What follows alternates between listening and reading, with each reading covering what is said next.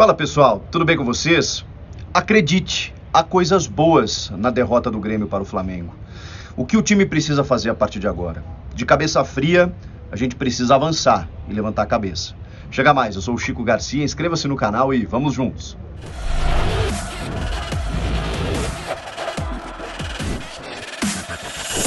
Não, eu não tô louco, foi realmente um fiasco, um vexame, uma goleada, uma humilhação, 4-0 no segundo tempo, com um jogador a menos tinha a equipe do Flamengo.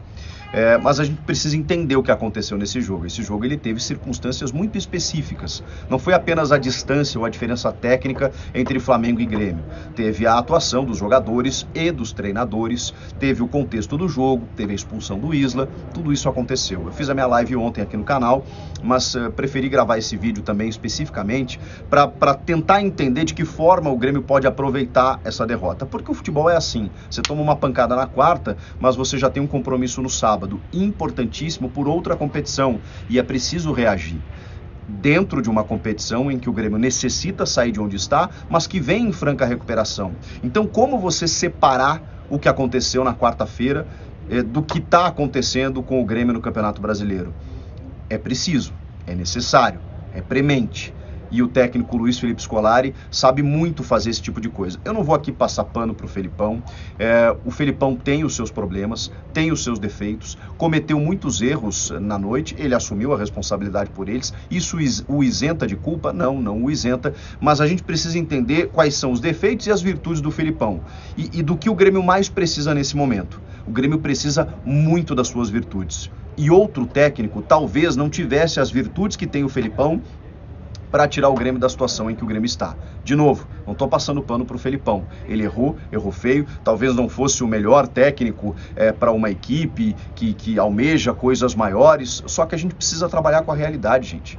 Talvez o torcedor do Grêmio ainda não tenha se dado conta de qual é essa realidade. É uma realidade muito preocupante, desesperadora, de um time que tem condições ainda, que corre sérios riscos de disputar uma Série B, mesmo superavitário, mesmo com jogadores tecnicamente muito qualificados, e mesmo assim pode sim ser rebaixado. Essa é a situação atual. Mas o Grêmio ainda tem 22 jogos para sair dessa situação e tirar 2 pontos dos seus rivais. Se não conseguir, é muita incompetência. E para que isso aconteça, você precisa de um cara como o Felipão, com a identidade que ele tem com o Grêmio e com o discurso que já começou depois do jogo. O Felipão já, isso eu acho legal nele, ele já avançou. Ali, obviamente, ele precisava tratar da derrota para o Flamengo e de como as coisas aconteceram, mas ele precisava virar a página já imediatamente, porque ali ele dá um recado para o grupo de jogadores, para a torcida, para a imprensa, e esse recado é o que ele vai fazer a partir de hoje. Porque o Grêmio tem um jogo contra o Corinthians que é fundamental, e uma vitória pode restabelecer ou simplesmente colocar esse jogo contra o Flamengo como uma parte que se excetua dentro dessa fase de recuperação do Grêmio, porque o Grêmio sim vinha em recuperação, vinha em evolução. E dessa partida contra o Flamengo, eu preciso destacar que o Grêmio foi superior nos primeiros 45 minutos. E teve a incompetência de não conseguir fazer o placar ou manter o resultado no segundo tempo, fazer trocas que não foram as melhores escolhas, né, por parte do Felipão, e ainda sucumbir à força do Flamengo no segundo tempo. Teve tudo isso, mas teve 45 minutos que o Grêmio precisa usar como modelo, dentro de uma escalação que muitas vezes eu até torci o nariz, mas que resolveu. O Grêmio mandou no meio campo do jogo, com os seus 3 volantes que tiveram uma atuação brilhante no primeiro tempo. Thiago Santos, Vila Sante e Lucas Silva, eles foram muito bem. O Douglas Costa machucou prematuramente, ele ainda não conseguiu dar a resposta. O Ferreira, que vinha voltando de lesão, também não conseguiu jogar. O Grêmio teve problemas, mas tem no Alisson um jogador sempre perigoso, importante, disciplinado taticamente, envolvido com o jogo. Tem no Borja um jogador que tentou sair da área em vários momentos, em que quando a bola, pelo menos no Brasileiro tem sido assim, chega limpa para ele resolve. Tem o Diego Souza, que pode ainda servir como uma alternativa importante, mas especialmente esses 3 jogadores, eles morderam, eles combateram e eles criaram. O Grêmio criou oportunidades na primeira etapa. Teve um Rafinha na lateral esquerda que sempre apareceu para dar opção, que jogou muita bola ali pelo lado esquerdo, centralizando, tabelando com os volantes, chegando à frente, com a possibilidade de dar assistência. O Wanderson, que é um jogadoraço, que perdeu a cabeça no final do jogo, foi expulso, mas é um jogador com muita qualidade no apoio. Então o Grêmio tem motivos para entender que aqueles 45 minutos em que o Grêmio encara de frente o Flamengo quando estava 11 contra 11, isso pode e deve ser aproveitado para o Campeonato Brasileiro, que é o foco estabelecido nesse momento. O Grêmio não tem que pensar em outra coisa. A Copa do Brasil só atrapalha os planos do Grêmio. E felizmente, eu digo felizmente mesmo, o Grêmio está deixando a competição. Claro que seria importante, o Grêmio tem tradição, o Grêmio é pentacampeão, um título e tudo mais, mas, gente, a situação é outra. A situação é que você está se afogando de um lado e daqui a pouco você está pensando, poxa, mas aquele morro ali pode ser legal de escalar. Não, cara, você tem que se salvar primeiro.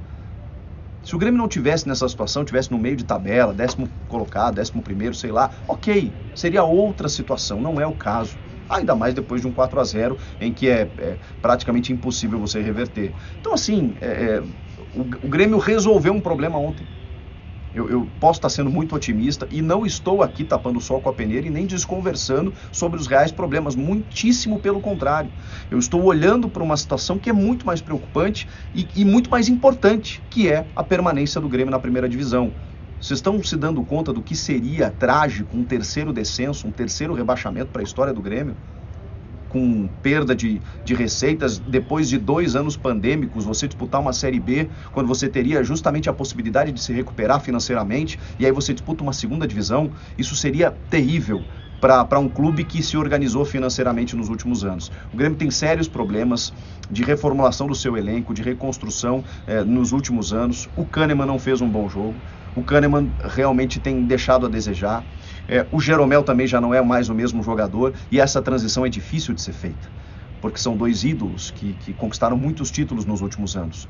Mas assim como era o Renato foi embora. Não estou dizendo para aposentar os dois, estou dizendo para a gente entender o que está acontecendo. E que esses jogadores precisam passar por um entendimento de que precisa haver uma transição dentro do elenco. E aí o Grêmio consegue descobrir um garoto Juan que imediatamente já é vendido para o Sassuolo da Itália, vai só em janeiro e estava até resolvendo já questões burocráticas da sua transferência, por isso que não jogou nessa partida.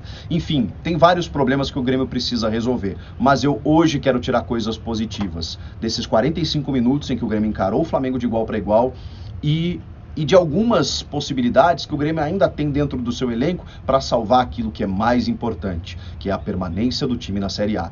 O Campas entrou muito bem, meia colombiano, 21 anos, a gente falou sobre ele aqui no canal, que ele poderia fazer a sua estreia, ele fez a sua estreia e já mostrou que pode agregar demais. Ele buscou o jogo o tempo inteiro, ele é muito rápido, muito veloz, apareceu em várias partes do meio para frente, mesmo que tenha entrado centralizado, ele caiu pelos lados, como é sua característica, arriscou chutes, é um jogador que vai dar trabalho aos adversários e vai agregar muito. E isso a gente está falando de um cara que jogou apenas alguns minutos com a camisa do Grêmio.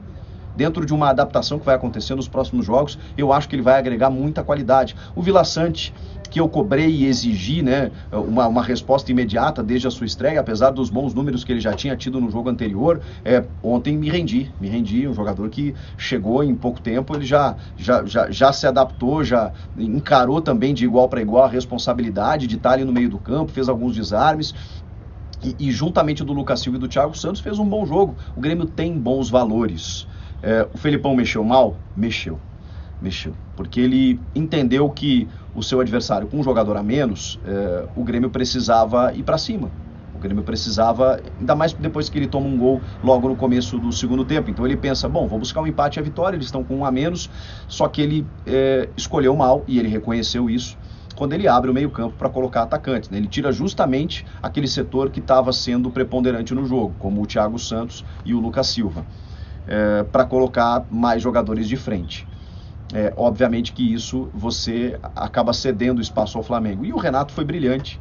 O Renato tirou o Arrascaeta e o Diego para colocar o Mateuzinho na lateral, porque ele perdeu o Isla, e colocar o Thiago Maia, porque era justamente no setor onde ele estava perdendo o jogo. E aí você conseguia dar a bola para o Flamengo nos contra-ataques, poder resolver a partida, como foi o que aconteceu. O Renato conhece muito bem esse grupo, conhece muito bem o Grêmio e tem nas mãos um elenco muito qualificado, poderoso, que sabia que poderia conquistar o resultado a qualquer instante, apesar de um primeiro tempo muito bom do Grêmio. Só que as mexidas dos treinadores alteraram completamente o curso do jogo. Isso foi o que aconteceu ontem, tá bem?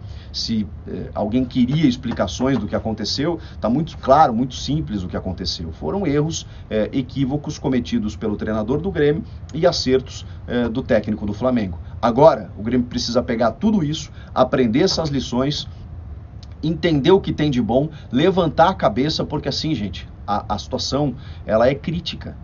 O Grêmio precisa entender que a situação é crítica, que infelizmente hoje não dá para brigar de igual para igual com o Atlético Mineiro, com o Flamengo, com o Palmeiras, não dá. O Grêmio precisa sobreviver. O Grêmio precisa atravessar a temporada e chegando lá na frente, aí sim, repensar internamente o que está sendo feito, se é o Filipão o técnico para a próxima temporada, se os reforços são suficientes, se alguns jogadores que vão encerrar contrato, que vão ser liberados, de que forma você vai repor, vai ter dinheiro para isso, inclusive investiu nessa janela aí com 45, 44 milhões de reais. Então o Grêmio está se reformulando aos poucos, só que isso leva tempo e o tempo urge. Nessa temporada, o Grêmio precisa vencer os seus próximos jogos, manter essa recuperação no Brasileiro e respirar. É o que tem que ser feito. Foi assim que eu analisei essa derrota, humilhante, mais uma, mas que você precisa seguir. Não dá tempo de você chorar. Não dá para ficar essa quinta-feira lamentando, tentando procurar culpados e ficar imaginando o que pode acontecer. Não, você já tem que pensar no Corinthians, você já tem que vencer o Corinthians, porque vencendo, você sai da zona do rebaixamento, já ganha uma motivação maior para o que vem pela frente. O que vocês acham? Comenta aqui, inscreva-se no canal, eu volto na próxima. Tchau!